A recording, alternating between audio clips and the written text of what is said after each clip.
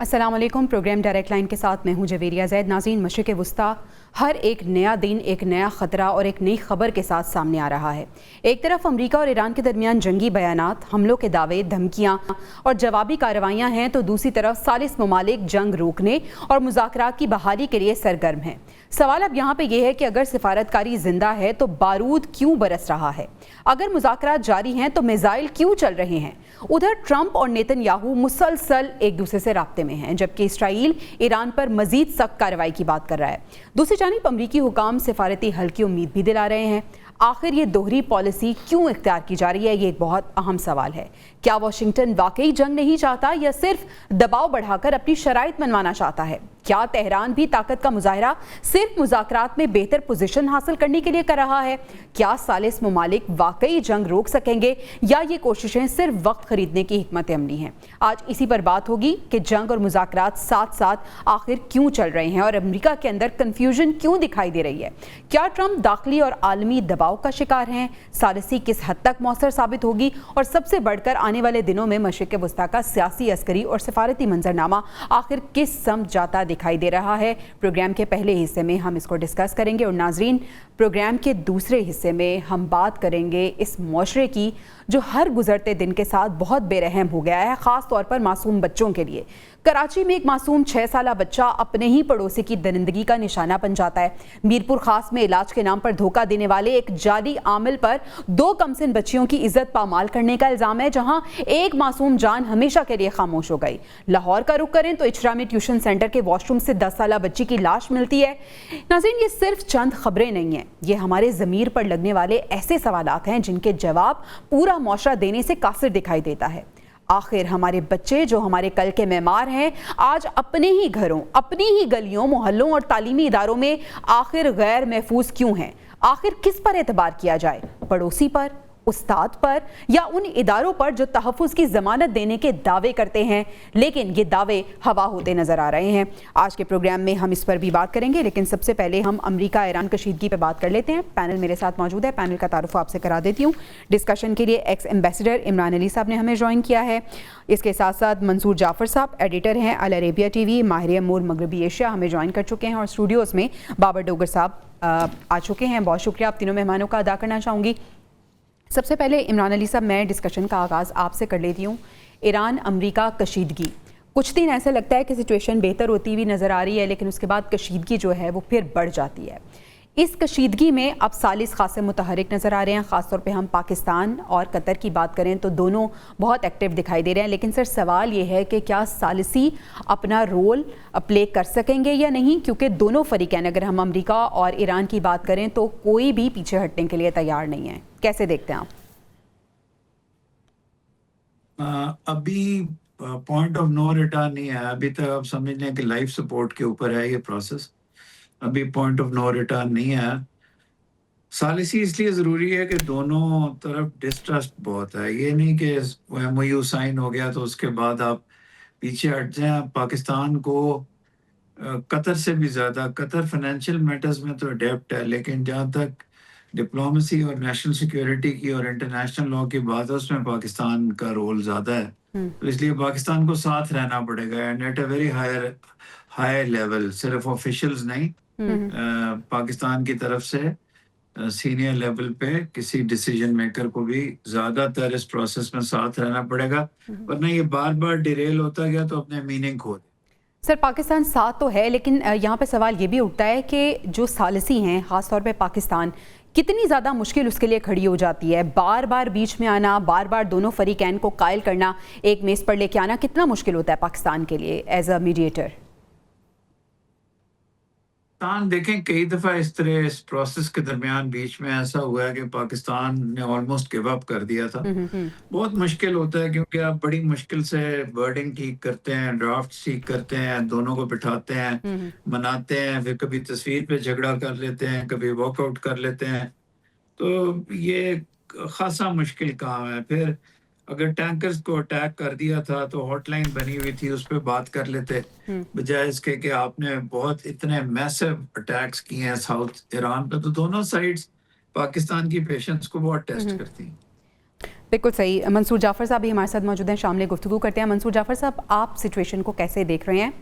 अब कशीदगी जो है वो बढ़ती हुई दिखाई दे रही है और दोनों फरीकैन की अगर हम बात करें तो कोई भी पीछे हटने के लिए तैयार नज़र नहीं आ रहा। सालसी अपना रोल तो प्ले कर रहे हैं, लेकिन आने वाले दिन आप किस तरह से देख रहे हैं? और उस मुआहदे का क्या हुआ जो एक MOU हुआ था, जो अमेरिका की तरफ से कहा गया कि MOU को वो ख़त्म कर रहे हैं, और ईरान भी क्योंकि मसरूफ़ था सुप्रीम लीडर आयतुल्लाह ख़ामेनी की तदफीन के हवाले से, तो वाज़े तौर पर जवाब नहीं दिया, लेकिन बज़ाहिर ऐसा ही लग रहा था कि ईरान को भी कोई फ़र्क नहीं पड़ता। आप कैसे सिचुएशन को देख रहे हैं? जी बहुत शुक्रिया जी। मैं समझता हूँ जो अभी सफ़र आखिरत था रहबर आला साबिक का, उस मौके पर जो ईरान के साथ दुनिया ने सॉलिडारिटी का इजहार किया और ख़ासतौर पे ईरानी अवाम ने जितने बड़े पैमाने पे अपने साबिक रहनुमा को सफ़र आखिरत पे रवाना किया, उससे उसे इंटरनली भी बड़ा बूस्ट मिला, बड़ा रीइंफोर्स हुआ। और ख़ासतौर पे जो इंटरनेशनल पॉलिटिक्स में और डिप्लोमेसी में जो रीइंफोर्समेंट उससे मुख्तलिफ मुल्कों की शिरकत के हवाले से मिली, मैं समझता हूँ उससे ईरान जो है वो कुछ ज़रूरत से ज़्यादा, जिसे कहना चाहिए, वो इन्फ्लेट हो गया। उन्हें बहुत ज़्यादा लगा कि शायद उन्होंने बड़ा कोई स्टेचर गेन कर लिया। यही वजह है कि उन्होंने इस चीज़ को मैनिफेस्ट करने की कोशिश की, अपना आबनाए हुर्मुज़ पर जो टेरिटोरियल कंट्रोल है उसको रीइंफोर्स करने की सूरत में। और उन्होंने ऐसे दो मुल्कों के टैंकर्स को निशाना बना लिया, ये जानते बूझते हुए कि उन दोनों का क्या किरदार है इस पूरे प्रोसेस में। उन्होंने इस मौके पे उनके यहाँ न सिर्फ खराज अकीदत पेश करने के लिए आए, बल्कि कतर खुद बल्कि इस एक्सटेंडेड सालसी प्रोसेस का खुद हिस्सा बन चुका है। और सऊदी अरब ऐसे में, अगर आपने पहले सफीर मोहतरम साहब से सवाल किया था कि पाकिस्तान के लिए बतौर सालिस कितने चैलेंज हैं, अब आप देखिए कि पाकिस्तान के लिए इससे बड़ी मुश्किल पोजीशन नहीं हो सकती कि जब सऊदी इंटरेस्ट को वो हिट करेंगे तो पाकिस्तान का तो एक डिफेंस एग्रीमेंट है। पाकिस्तान अगर ऐसी सूरत में उस अपने माहदे की जो जिम्मेदारी को पूरा करने की तरफ जाता है, तो ऐसे में आप सोच सकते हैं कि ईरान का ये जो इस वक्त मुफाहमती याददाश्त का जो प्रोसेस है वो बिल्कुल दरमियान में रह जाएगा। और अमेरिका और इसराइल तो बहाना तलाश कर रहे हैं कि उन्हें कोई ऐसा बहाना उनके हाथ आ जाए कि जिसके नतीजे में वो बेस बना के इस पूरे टेबल को जो है वो उलट दें और मामला जो है वो स्क्वायर वन की तरफ वापस चले जाए। क्योंकि दोनों मुल्कों के सर्वाइवल सियासी भी और उसके साथ साथ जो अस्करी है, बड़ा इंपॉर्टेंट पॉइंट है मंसूर साहब आपने रेज किया। ये पॉइंट मैं बाबर डोगर साहब के सामने रखना चाहूँगी। बाबर डोगर साहब, सालसी अपना किरदार तो अदा कर रहे हैं,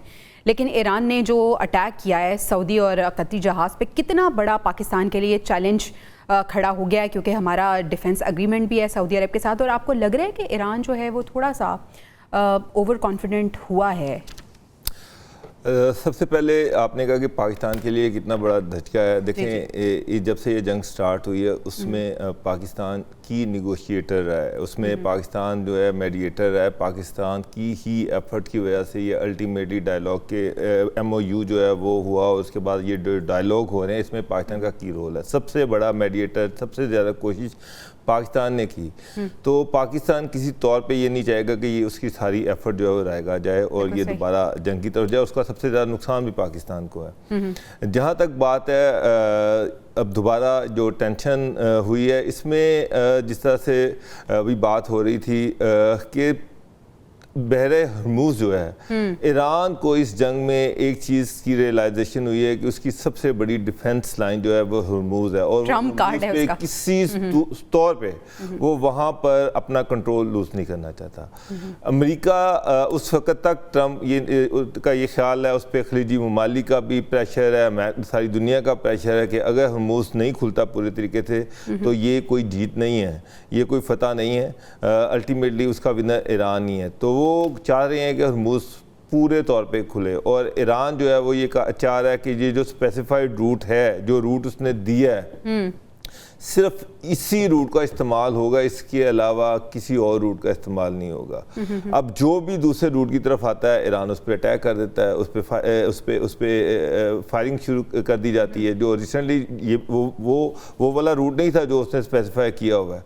तो अब ये जो जंग है ये एक नई डायमेंशन है। ट्रम्प साहब जो है वो किसी भी सूरत वो ये चाह रहे हैं कि ये जो हरमुज़ है ये पूरी ये खुल जाए, ईरान का जो कंट्रोल है उस पर ख़त्म हो जाए। यानी ईरान अपनी इजारादारी ख़त्म करने पे राजी नहीं नज़र आ रहा और अमेरिका चाहता है कि मुकम्मल तौर पर ईरान अपनी इजारादारी जो ख़त्म कर दे। बड़ा इम्पॉसिबल सिचुएशन नज़र आ रही है। इमरान साहब, ख़ामेनी साहब की तदफीन के बाद आपको लगता है कि अमेरिका और ईरान बाकायदा तौर पर एक दूसरे पर हमले की तैयारी कर रहे हैं, क्योंकि धमकियां तो दोनों तरफ से दी जा रही हैं।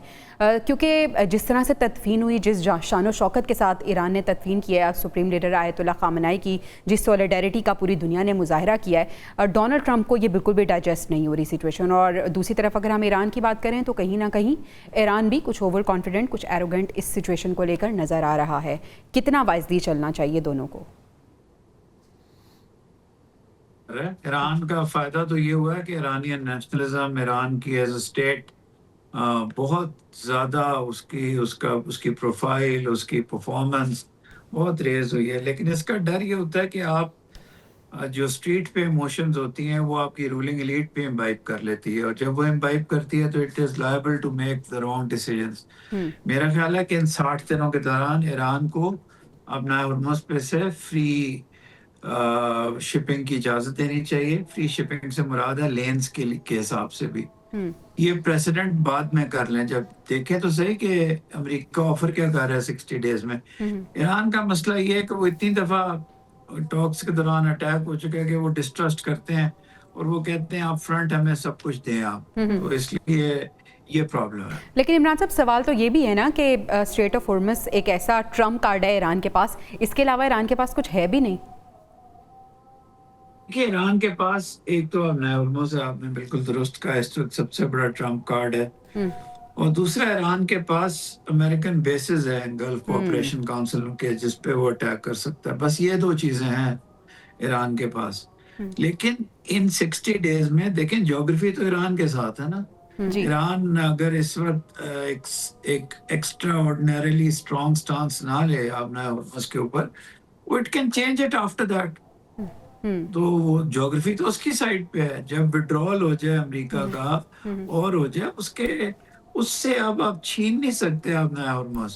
ये अलग बात है कि अगर उसको कंसेशंस मिले, तो मेरा अपना ये ख्याल है कि ईरान को अब नया हुर्मुज़ पे अपना स्टांस लोअर डाउन कर देना चाहिए। It can always reinvent it, लेकिन पहले ये तो देखिए उसको मिल क्या रहा है। मंसूर साहब, क्या आप अग्री करते हैं इमरान साहब की इस बात पे? और दूसरा सर, ये जो ट्रंप के कत्ल की नई साजिश के हवाले से इसराइली इंटेलिजेंस ने एक बड़ा इंकशाफ किया है, किस तरह से इस खबर को आप देख रहे हैं? कितनी सदाकत हो सकती है इसमें? देखिए जी, इसमें कोई शक नहीं कि इमरान साहब ने फरमाया बिल्कुल हकीकत हाल है और उसकी अक्कासी है। यही वजह है कि आपने देखा कि ईरान का ये जो थोड़ा सा ओवर कॉन्फिडेंस है, उसके बाद जो बयानात देखने को मिले, बिल्कुल मुझे तो लगता है कि वो डोनाल्ड ट्रंप साहब की राय पर चलते हुए, जो उनके वाहदी साहब हैं, जो पासदारान इनकलाब के सरबराह हैं, उन्होंने जो बयानात दिए और उसमें इंतकाम की बातें की और इस नौयत की, तो उसके बाद अमेरिका को खामखा मौका मिल गया और इसराइल ने किसी अंदाज से उनके कान में ये बात कह दी कि ईरान जो है वो आपको निशाना बनाना चाहता है। और इसी वजह से डोनाल्ड ट्रंप साहब अपना जो नया एयरफोर्स 1 ले जाने के बजाय पुराना एयरफोर्स 1 कॉल करके उस पर सफर किया ताकि वो महफूज अंदाज में अमेरिका पहुंच सके। और उसके बाद देखिए ये साजिश यहाँ रुक नहीं गई। फिर इसराइल ने अपनी एक नाम नहाद इंटेलिजेंस डोजियर जो है वो पेश किया व्हाइट हाउस को, जिसमें बकौल उनके वो तमाम मनसूबा मुनकशिफ किया गया है कि किस तरीके से उनको निशाना बनाना था डोनाल्ड ट्रंप को ईरान ने। तो आप ऐसे में देखिए कि ईरान के पास यानी अपने लोगों को देने के लिए कोई चीज नहीं है। आप नए हुर्मुज़ पे वो लड़ाई लेना चाह रहे हैं, और उसके साथ साथ जो पाबंदियां उन पे लगी थी, जो तेल बेचने की उनको इजाजत मिली थी, वो भी वापस ले ली गई है। तो ऐसे में ईरान को पहले अपने जो अवाम है उसके फायदे के हवाले से जो चीजें हाथ आ रही हैं वो सिक्योर करें, क्योंकि आज ये अवाम अगर खामनाई साहब को अलविदा कहने के लिए जमा हुए हैं, तो कल को यही अवाम जो है दोबारा अपने मफादात और अपने इकोनॉमिक जो व्यूज हैं उसके हाथों मजबूर होकर दोबारा हुकूमत के खिलाफ सड़कों पे भी आ सकते हैं। बिल्कुल सही, उन्हें तो रोका नहीं जा सकता। लिहाजा इस बात को ईरान को इस हकीकत को समझना चाहिए और बिल्कुल अपने आप को ओवर कॉन्फिडेंस या ओवर ऑब्सेशन का शिकार नहीं होना चाहिए, खासतौर पे आप नए हुर्मुज़। बिल्कुल सही। ईरान के पास आखिर ऑप्शंस क्या हैं? बाबर डोगर साहब की राय इस पे जान लेते हैं। बाबर डोगर साहब, ईरान के पास क्या ऑप्शंस हैं? बहुत दुरुस्त बात की है मंसूर साहब ने कि जो आवाम सुप्रीम लीडर के लिए बाहर निकल सकती है वो अपने हकूक़ के लिए और हकूक़ के तहफ़्फ़ुज़ के लिए भी बाहर निकल सकती है। ईरान के अंदर भी सर कहा जाता है कि कुछ हार्ड लाइनर्स मौजूद हैं और कुछ स्पॉयलर्स भी मौजूद हैं। कितना वाइजली ईरान को चलना है इस सिचुएशन में? देखें, ईरान 50 साल से ईरान की जो अवाम है वो सैंक्शंस को सफ़र कर रही है। 50 साल से ईरान के पास नेचुरल रिसोर्सेज हैं, उसके पास गैस है, उसके पास पेट्रोल है, लेकिन आप देखें कि इंटरनेशनल मार्केट में वो पेट्रोल जो 75 या $80 फी बैरल बिक रहा है, ईरान $15 फी बैरल दे रहा है, वो भी चंद एक सिलेक्ट मुल्कों को। तो चाइना को दे रहा है, कुछ इंडिया को दे रहा था। तो ईरानी लोग भी चाहते हैं कि उस पर सैंक्शन उठें, वो ट्रेड करें, सारी दुनिया में उनका तेल बिके, उनकी गैस बिके, उनकी प्रोडक्ट्स बिके, वो सारी दुनिया के साथ वो भी वहाँ पे ट्रैवल करें। वहाँ पर लोगों वो भी चाहते हैं कि वो जिस तरह से गल्फ स्टेट जो है वो तरक्की कर रही हैं, आगे जा रही हैं, ईरान भी आगे बढ़े। अब ये एक अपॉर्चुनिटी है ईरान के पास कि वो इसको एक्सप्लॉयट करे। उससे सैंक्शन उठ चुकी थी, सारी दुनिया के साथ उसकी ट्रेड रिज्यूम हो जानी थी, लोगों की हालात ज़िंदगी बेहतर हो जाने थे। मैं बिल्कुल मंसूर जाफर साहब की इस बात से एग्री कर रहा हूँ कि अगर ईरान ने ये अपॉर्चुनिटी गवाई तो ये जो सारा कुछ उसने गेन किया है और जिस तरह से दुनिया जो है वो सारा ईरान इकट्ठा हुआ है, एक प्लेटफॉर्म पर आया हुआ है। हालात ऐसे भी नहीं हैं, वहाँ पर बहुत सारे लोग जो हैं वो नाराज़ भी हैं और बहुत सारे लोगों की ग्रीवांसेस भी हैं। लोग चाहते हैं कि उनसे सैंक्शंस उठें, लोग चाहते हैं कि ईरान तरक्की करे, लोग चाहते हैं कि ईरान आगे आए, लोग चाहते हैं कि इंटरनेशनल जो ट्रेड है उसमें ईरान का हिस्सा होना चाहिए। तो अगर ये नहीं मिलता तो वो फिर वही हालात हैं। आप देखें कि ईरान की करेंसी के हालात देखें, करोड़ों रुपया उनका जो है पता नहीं चंद डॉलर के बराबर होता है, तो उससे कितनी देर और बिल्कुल ऐसे ही है। तो वहाँ पर एक बड़ी सीरियस ये चीज़ प्रिवेल कर रही है, थॉट है वहाँ पर कि सैंक्शन उतनी चाहिए और ये एक गोल्डन अपॉर्चुनिटी है। और अगर इसे ईरान ने ज़ाया किया तो अल्टीमेटली जो लोग हैं ईरान के वही सफ़र करेंगे। मेरा ख्याल है कि ईरान को थोड़ा सा इसमें जो लचक का मुजाहरा करना चाहिए। बिल्कुल सही है। डॉक्टर शाजिया अनवर चीमा साहिबा ने हमें ज्वाइन कर लिया है। Thank you so much doctor साहिबा, आपने हमें अपना कीमती वक्त दिया। डॉक्टर साहिबा, हम ईरान अमेरिका कशीदगी की बात कर रहे हैं, हम बात कर रहे हैं सालसियों की। सालसी फिर से मुतहरिक हो गए हैं, उनकी फिर से जो एफर्ट्स हैं उनकी ज़रूरत पड़ गई है। और दूसरी तरफ हम बात करें दोनों तरफ की स्ट्रैटेजी की, हम बात करें कि ईरान को थोड़ा लचक का मुजाहरा करना चाहिए। ये जो 60 दिन का टाइम था, फिर सुप्रीम लीडर की तदफीन के जो सारा प्रोसेस था उसमें भी मसरूफ़ थे, तो उसमें जो आबनाए हुर्मुज़ में अटैक किया गया ईरान की तरफ से, ईरान को ऐसा नहीं करना चाहिए था। ओवरऑल सिचुएशन आप कैसे रीड करती हैं? ओवरऑल सिचुएशन में सबसे पहले तो ये कि मीडिएटर्स बहुत ऑकवर्ड पोजीशन में हैं। मीडिएटर समझे थे कि शायद बहुत ज्यादा अपना डिप्लोमेटिक जो है वो इन्वेस्टमेंट करके फिर आखिर वो किसी नतीजे पे पहुंच जाएंगे। चाइना और रशिया की बैकिंग है, रीजनल फ्रेमवर्क हम सिक्योरिटी का बनाना चाह रहे हैं, ग्लोबल साउथ के अंदर मल्टीपोलैरिटी लाना चाह रहे हैं। तो ब्रॉडर एजेंडा तो हमारा ये है, तो ईरान को हम संभाल लेंगे, ईरान हमारी समझ जाएगा, हम ईरान की बात को समझ जाएंगे। तो इसमें अब एक चीज जो गलत रीड की जा रही है वो ये है कि इस वक्त ईरान पे जो हल्की फुल्की सी क्रिटिसिज्म हो रही है, तो मतलब ये नहीं है कि खासतौर पे पाकिस्तानी या पाकिस्तान जो है हमें ईरान से कोई रातों रात जो है वो कोई प्रॉब्लम हो गया जो कल नहीं था और आज हो गया। एक तो ये बात बिल्कुल जो है वो क्लियर होनी चाहिए। हमारी तवक्कुआत जो है वो ईरान से ज्यादा हैं। अब मेरा नहीं ख्याल कि ईरान ने जो भी किया है वो गलत किया है।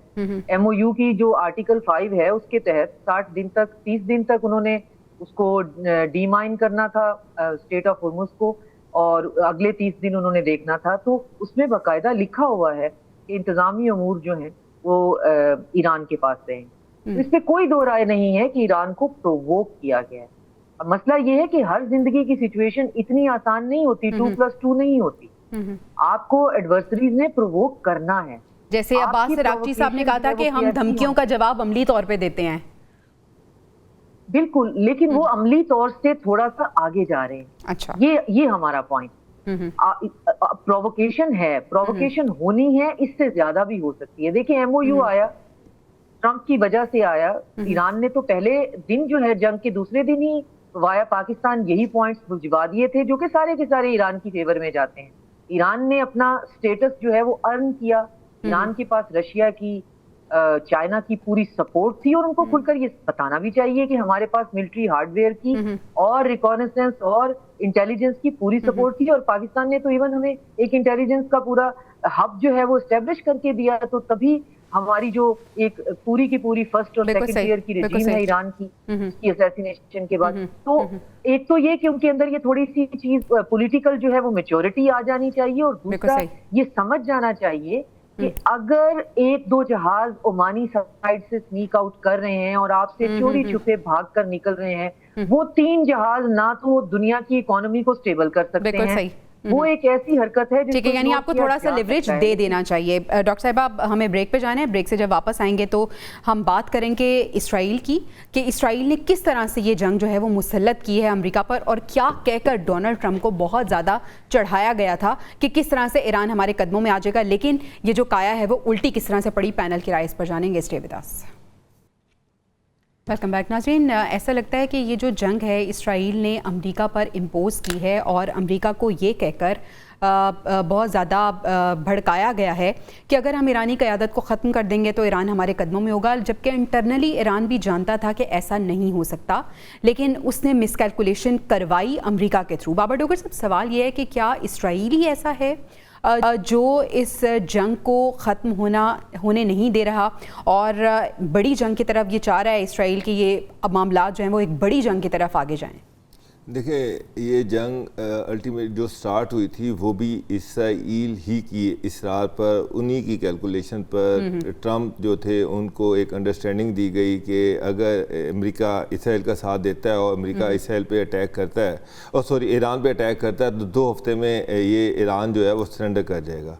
ये यकीन दहानी भी इसराइल ने कराई थी कि वो पहली जो स्ट्राइक होगी उस पर उसकी मेन लीडरशिप जो है उनको स्ट्राइक करके उनको हला कर देंगे, और उसके बाद जब उनकी मेन लीडरशिप ही नहीं होगी, उससे पहले वहाँ पे अपराइजिंग जो थी वो दिखाई गई, एक डेमो दिखाया गया कि वहाँ पे जो गवर्नमेंट है उनकी मुखालफत है और वहाँ पर अपराइजिंग हो जाएगी, और ये बड़े आसानी से अमेरिकी फौजें जो हैं वो ईरान, और ये ताज डोनाल्ड ट्रंप के सर पे सज जाएगा। ये ताज जो है डोनाल्ड ट्रंप के सर पे लगेगा। लेकिन अल्टीमेटली आप देखेंगे ग्रेजुअली जिस तरह से ईरान ने रजिस्ट किया और जिस तरह से जंग बढ़ती गई, और ये उस पॉइंट पे आ गई कि अमेरिका को समझ लगी कि ईरान को फतह करना या ईरान जो है उसको उस वहाँ पर अपनी फौजें उतारना आसान काम नहीं है। अब इसराइल किसी सूरत नहीं ये चाह रहा कि इस स्टेज पे अमेरिका यहाँ से चला जाए, उसकी ये कोशिश है ये जंग आगे चलती रहे और किसी ना किसी तरीके से ईरान को मज़ीद नुकसान पहुँचना चाहिए। अगर इस तरह से अमेरिका एग्रीमेंट करके चला जाता है तो ईरान की विन विन सिचुएशन है। ईरान जो है उस पर सैंक्शन उतर जाती हैं, ईरान जो है वो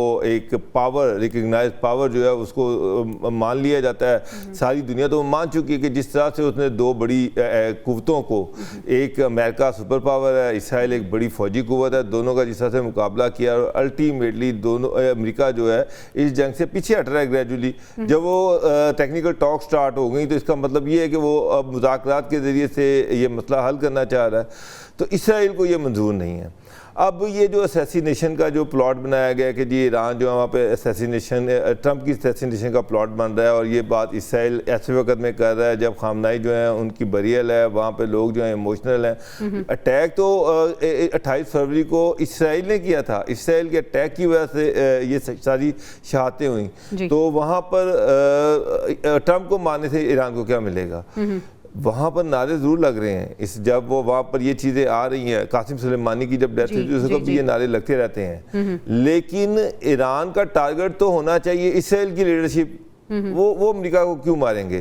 तो यानी यहाँ पे भी इसराइल जो है वो एक बार फिर से उलझाना चाह रहा है डोनाल्ड ट्रंप को। लेकिन अभी तक वहाँ पे अमेरिका में सेंस प्रिवेल कर रही है, वो अभी तक इसराइल जो है वो उसको उन्होंने पीछे रखा हुआ है और वो किसी सूरत में इसराइल की इन लच्छेदार बातों में नहीं आ रहे। बिल्कुल सही। अमेरिका में तो सेंस प्रिवेल करिए। डॉक्टर साहिबा, क्या डोनाल्ड ट्रंप भी समझ रहे हैं कि नेतन्याहू इस जंग को तूल देना चाह रहे हैं और इस वक्त जो सबसे डिफिकल्ट सिचुएशन में है वो अमेरिका है, और to be specific Donald Trump इस वक्त खासी डिफिकल्ट सिचुएशन में है?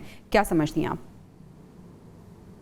मैं बिल्कुल समझती हूँ कि ट्रंप को पता है कि वो एक बहुत बड़ी मुसीबत में फंस गए हैं, और मैं ये भी समझती हूँ कि उनको ये भी पता है कि उनको इस मुसीबत में फंसा दिया गया है। लेकिन साथ में हम इग्नोर नहीं कर सकते हैं मिरियम एडल्सन जैसे कैरेक्टर्स को, जिनकी $300 बिलियन की जो है इन्वेस्टमेंट है उस डोनर क्लास की, जो कि इन लोगों को पावर कॉरिडोर में लेके आते हैं।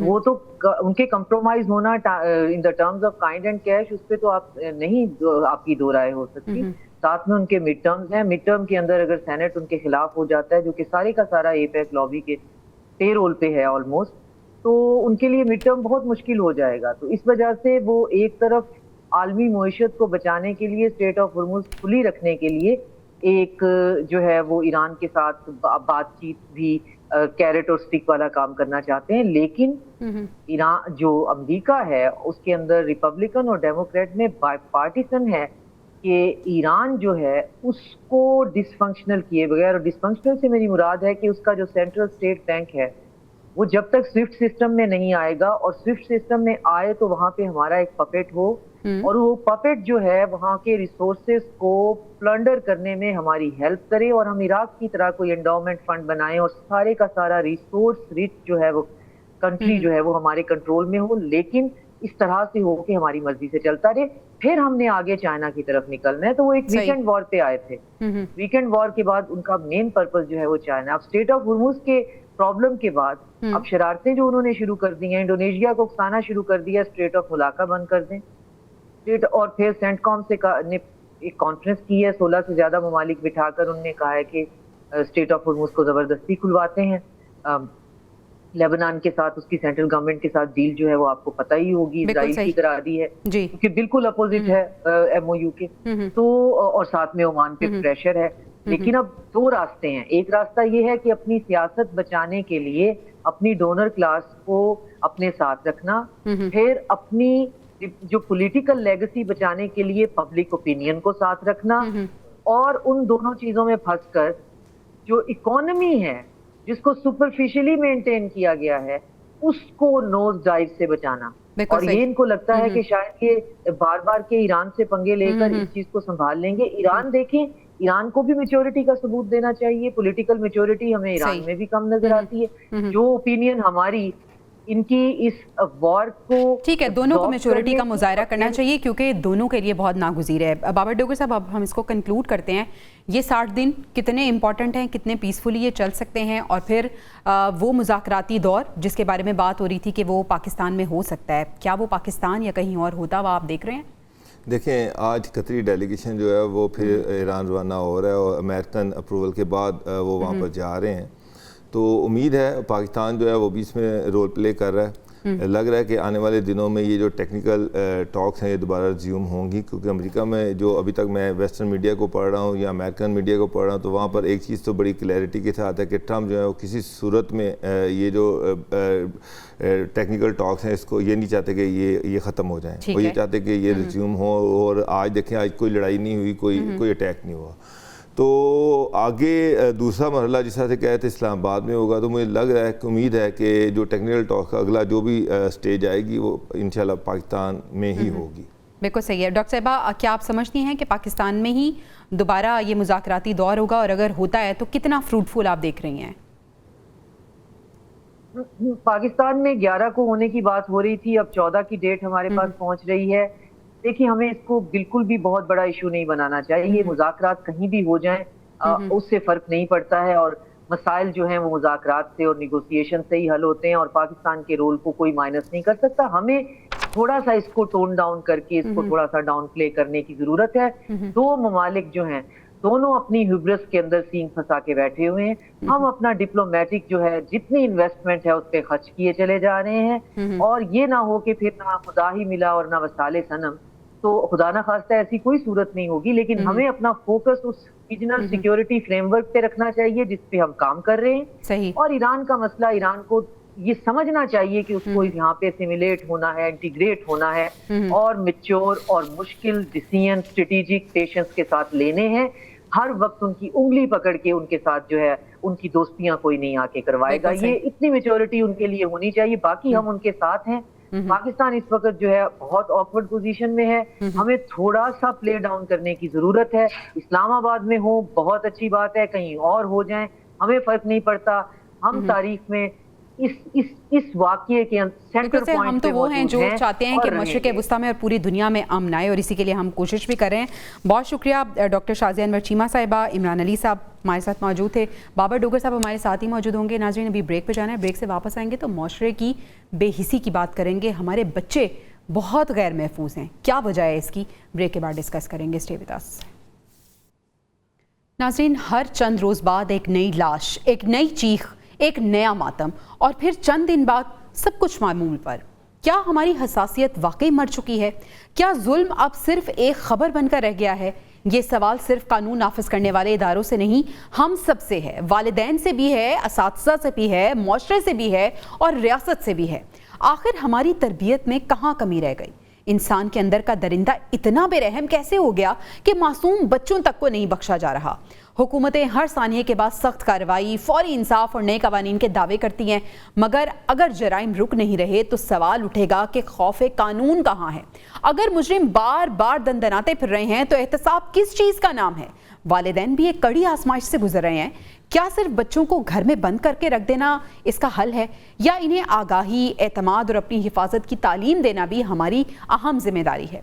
आज हम यही सवाल उठाएंगे कि आखिर हमारे मुआशरे को क्या हो गया है? बच्चों के तहफ़्फ़ुज़ के दावे हकीकत क्यों नहीं बनते? मुजरिमों के दिल से कानून का खौफ क्यों ख़त्म हो चुका है? और वो कौन सी इज्तिमाई तब्दीली है जिसके बगैर हमारे बच्चों का मुस्तकबिल कभी महफूज नहीं हो सकता? बाबर डोगर साहब, हमारा मुआशरा किस तरफ जा रहा है? इतना बेहिस हो गया है, हमारे बच्चे इतने गैर महफूज हो गए हैं, किस पे ट्रस्ट किया जाए?